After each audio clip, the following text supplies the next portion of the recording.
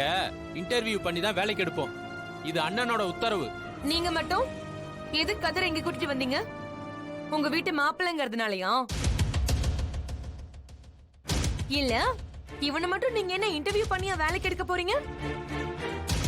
இங்க பாருங்க, இவரு கோவிந்த், என் க்ளோஸ் ஃப்ரெண்டோடைய பிரதர். அவங்க ஃபேமிலி ரொம்ப கஷ்டத்துல இருக்காங்க. அது மட்டும் இல்ல, இவர் நல்லா படிச்சிருக்காரு, திறமையானவரும் கூட. அதுக்குதான் இந்த வேலையை நான் அவருக்கு போட்டு கொடுத்தேன். நீங்க இந்த கதிருக்கு வேற எங்கேயாவது வேலையை வாங்கி கொடுங்க. இங்க பாரு, அதெல்லாம் நீ சொல்ல வேண்டிய அவசியம் இல்ல. என்ன பண்ணணும்னு எங்களுக்கு தெரியும். என்ன இங்க பஞ்சாயத்து? பார்வதி என்ன இங்க வந்திருக்க? சுந்தரேசன், என்ன பிரச்சனை? எதுக்கு இவனை கூட்டு வந்திருக்க சிவா?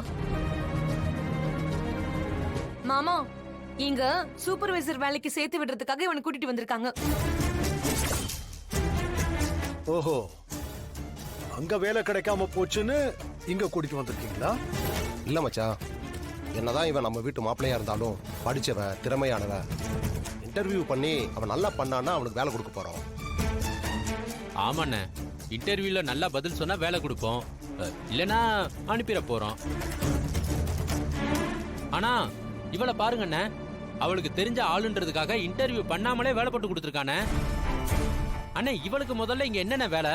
இவளை முதல்ல வெளில போக சொல்லுங்க. மாமா, கோவிந்த் நல்லா படிச்சிருக்காரு, ரொம்ப திறமையானவரும் கூட. திறமையான பையன்னு உனக்கு எப்படி தெரிஞ்சது? சொல்லு, திறமையான பையன்னு எப்படி தெரிஞ்சது? இன்டர்வியூ பண்ணி தான் வேலைக்கு எடுக்கணும். சுந்தரேசன் ஐயா, உங்க ரெண்டு பேரையும் கூட்டிட்டு போய் இன்டர்வியூ பண்ணுங்க. யார் நல்லா பதில் சொல்றாங்களோ அவங்கள வேலைக்கு எடுத்துக்கலாம். சரியா?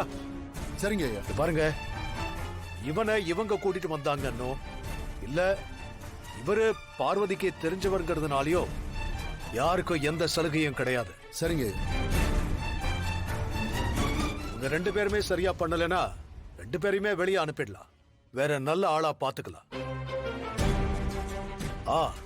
கேள்விய கரெக்டா கேட்கணும். சரியா?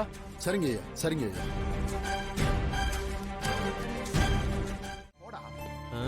யார் அவன் இவ்வளவு பயப்படுறான்? மாமா வாங்க மாமா, சீக்கிரம் வாங்க. என்னோட இன்டர்வியூவை கோவிந்த் கிட்ட இருந்து ஆரம்பிக்கலாம்னு நினைக்கிறேன். மாமா நீங்களும் கேளுங்க, லவுட் ஸ்பீக்கர்ல போடுறேன். இப்ப நம்ம ரைஸ் மில்ல 1 மணி நேரத்துக்கு 10 நெல்லு மூட்டையை அரைச்சோம்னா அப்ப மொத்தத்துல 8 மணி நேரத்துக்கு எவ்வளவு மூட்டை அரைக்க முடியும்?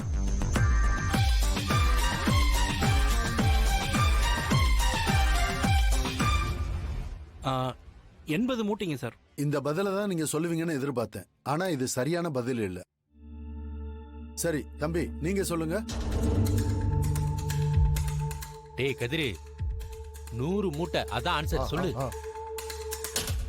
100 மூட்டை சார். அது எப்படி 100 மூட்டைன்னு சொல்றீங்க? 1 மணி நேரத்துக்கு 10 மூட்டைன்னா 8 மணி நேரத்துக்கு 80 மூட்டை தானே? கோவிந்த் சொன்னது தப்புன்னு நான் சொன்னதுனால நீங்க மாத்தி சொல்றீங்களா?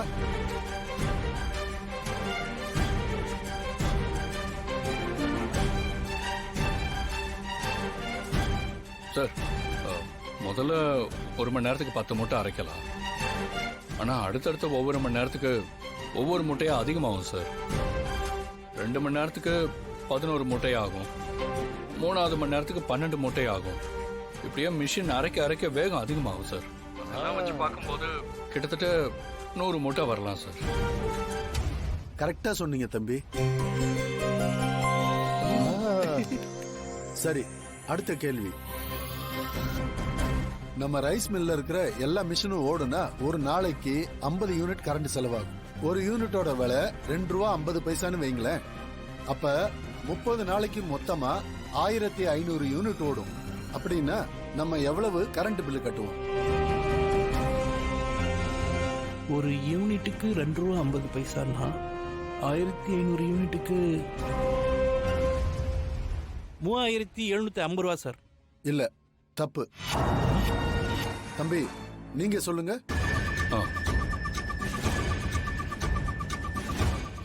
9000 வரும் சார். எப்படி 9000 ரூபா?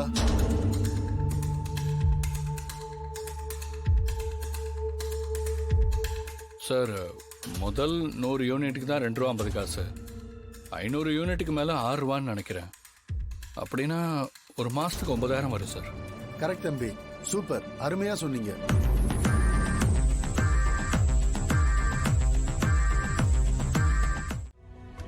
இருந்தாலும் நீங்க சொன்னதுக்காக சொன்னதெல்லாம் கேட்டு நான் பதில் சொன்னேன்.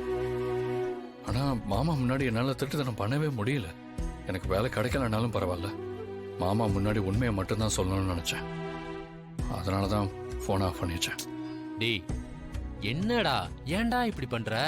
ஆ? நம்ம மில்லுல உன்னோட வேலைக்காக சின்னதா ஒரு பொய் சொன்னா ஒன்னும் பெரிய தப்பு இல்லடா. பொய் சொல்லணும்னு முடிவெடுத்ததுக்கு அப்புறம் சின்னது என்ன பெருசு என்ன மாமா? அதெல்லாம் தப்பு. அதான் எனக்கு மனசு கேட்கலன்னு சொல்றேன்ல, புரிஞ்சுக்கோங்க. அடடா, இந்த நேர்மைக்கே மச்சான் மனசுல உனக்கு ஒரு இடம் கிடைக்கும்டா.